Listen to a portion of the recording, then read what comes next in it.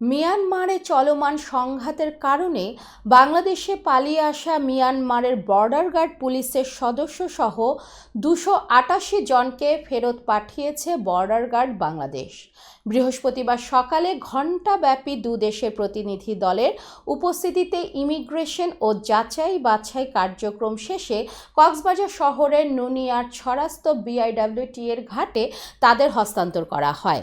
পরে কঠোর নিরাপত্তার মধ্য দিয়ে টাগ বোটে করে তাদের তুলে দেয়া হয় গভীর সাগরে অবস্থানরত মিয়ানমারের জাহাজে।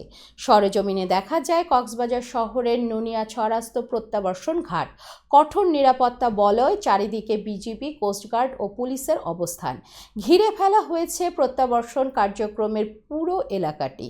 ভোর 4:30টায় বান্দরবনের নাইখংছড়ি বর্ডার গার্ড সরকারি প্রাথমিক বিদ্যালয় হতে আসা একে একে 11টি বাসে ভোর 5:30টায় পৌঁছায় কক্সবাজারস্থ নুনিয়াছড়া প্রত্যাবর্ষণ ঘাটে। তারপর মিয়ানমারের সেনা ও বিজিবির 288 জন সদস্যের শুরু হয় যাচাই বাছাই কার্যক্রম।